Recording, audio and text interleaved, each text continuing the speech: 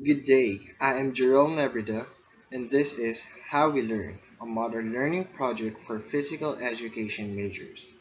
This is my last requirement for the course Theories and Techniques in Teaching Sports. The project's objectives are as follows. 1. Select a motor task that can be easily administered and precisely measured and that is likely to yield improved performance across 40 practice trials. 2. Describe the conditions in which learning most successfully occurs. 3. Develop a strategy for measuring learning.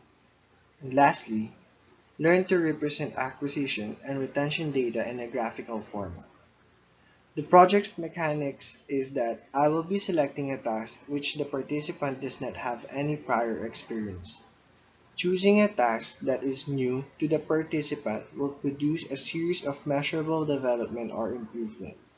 It is also important to choose a task which changes can be observed in a limited number of trials. I selected the kicking skill in football, and to make it a novel task, the participant will be kicking the ball indoor. Closed, small spaced area will challenge the participant in controlling the regular football, which is designed to bounce hard, unlike using futsal ball which is smaller in size and denser.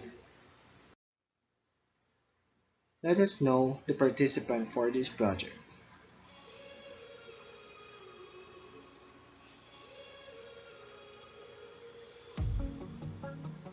My name is Katrina Villarreal. I'm 12 years old.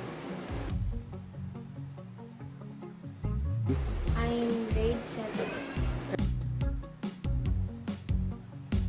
in Carlos P. Garcia High School.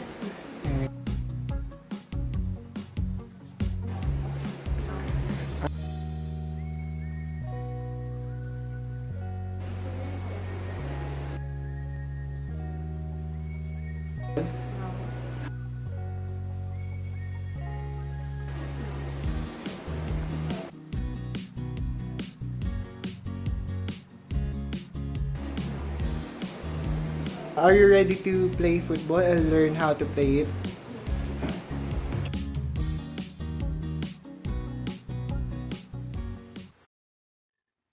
The measurement tool designed will be used to record the performance, providing that the scoring system will accurately assess the improvement. The project also will test me in determining the appropriate strategy for providing feedback. As we proceed with the presentation later, I will explain the kinds of feedback used in order to see improvement and produce the best performance of the chosen skill. Answering the questions, was the feedback helpful?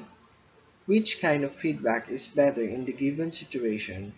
And what was the effect of the feedback to the participant's performance? The complete task description for this project is to perform inside a foot type of kick to a stationary soccer ball aiming the center of goal. The criteria for the rubric used was made through understanding of movement or skill analysis and the biomechanics of kicking the ball with the inside of foot. Each criterion is to be scored from 0 to 20. 0 to 5 is unsatisfactory, 6 to 10 is partially proficient, 11 to 15 is proficient, and 15 to 20 is excellent. The criterion is as follows: planting, the swing, the contact, and follow through. For excellent approach, the student runs an angle with anticipation, eyes locked on the ball. For proficient, the student jogs with anticipation, eyes locked on the ball. For partially proficient, the student approached the ball, eyes locked on the goal. And for unsatisfactory, the student approached the ball without conviction. For excellent foot planting, the opposite foot is planted on the ground around 30 cm away from the ball, facing the direction of the aim. For proficient, the opposite foot is planted on the ground near the ball, facing the direction of the aim. For partially proficient, the opposite foot is planted on the ground near the ball, facing away from the aim. And for unsatisfactory, The opposite foot is planted on the ground, far from the ball. For excellent swing, the student swings in the kicking leg backward in line with the ball. Plantar flexion in the kicking foot is visible. Extends hip and swings forward in a fast motion directed at helping the foot make contact and applies force to the ball. For proficient, the student swings the kicking leg backward in line with the ball. Plantar flexion is visible and swings fast forward. For partially proficient, the student swings the kicking leg backward in line with the ball. Plantar flexion is not visible and swings slow forward. For unsatisfactory, the student does not swing the kicking leg backward. For excellent contact, the student's kicking foot is pointing downward. The ball is struck with the inside of the foot on the edge of the lace. Knee extension is taking place and the continuation of hip flexion is visible. For proficient, the student's kicking foot is pointing downward. The ball is struck with the inside of the foot. Knee extension is taking place and the continuation of hip flexion is visible. For partially proficient, the student's kicking foot is pointing forward. The ball is struck with the toe. Knee extension is not taking place and the continuation of hip flexion is not visible. For unsatisfactory, the ball is stuck with the toe but in different direction, or the student missed.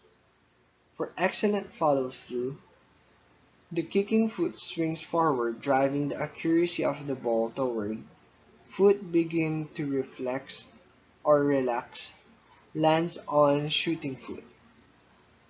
For proficient, the kicking foot swings forward, foot begins to relax or flex, lands on shooting foot. For partially proficient, the kicking foot somehow swings forward, and for unsatisfactory, no follow-through at all. I put a lot of planning on designing the practice and trial sessions in order to determine the appropriate strategy for my student. I divided our trial sessions into 3 days.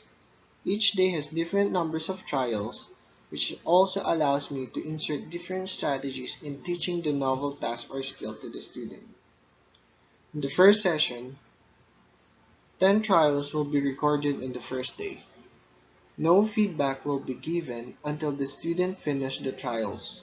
I did this to observe the initial movement or skill of the student and will be the basis of the performance's development later on. She will perform through a masked trial, meaning there is little to no gap between her trials. After the 10 trials, the student will be given a chance to watch the trials through the video recordings and let her observe and analyze her movement. The second session has the most number of trials, which is 20 trials.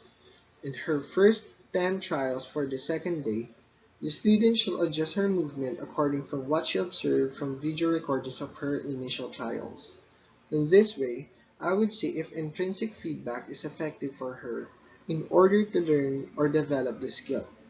Intrinsic feedback would be evidently effective if she will perform 10 more trials without the need of hearing feedback from me better. For her remaining 10 trials, feedback will be given while she is performing the skill. As the second session ends, the student will be given a prescriptive feedback and will be taught of how to properly execute the kicking of the ball. This time, she will have a chance to practice the skill before the third and last session comes. The last session is composed of 10 remaining trials. I'll be giving her a fading technique since the proper execution of skill is already taught and should be practiced beforehand. This is the first session.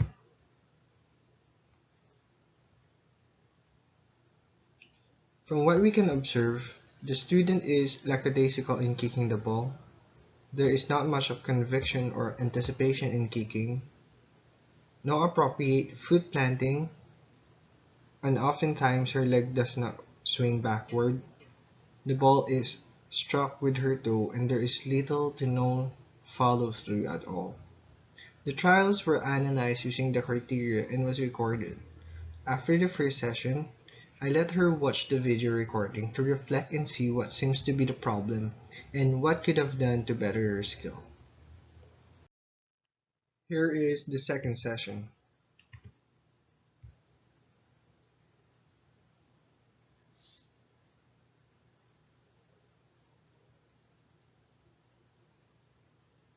From the second session, we could observe that there are improvements on the swing, the contact, and follow-through, but not much on the approach and foot planting, as she kept on kicking the ball without anticipating or trapping it to a stop. After her first 10 trials, I gave prescriptive feedback while she was performing the skill to correct the way she kicks. After the second session, the proper execution of how to kick the ball was taught to her in the hopes that she will perform better on her last session the following day.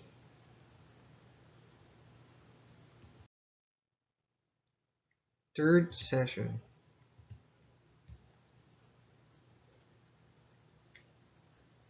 For the last session, significant improvement can be seen after she was taught the proper way to kick. The anticipation from her approach can be observed, and the foot planting is perfect. You can observe how she flexes her foot and extends her hip. The contact is correct, and the follow-through can be observed. We could also observe the trapping and control of the ball. There is a considerable amount of changes compared from her first session. Let's see it again.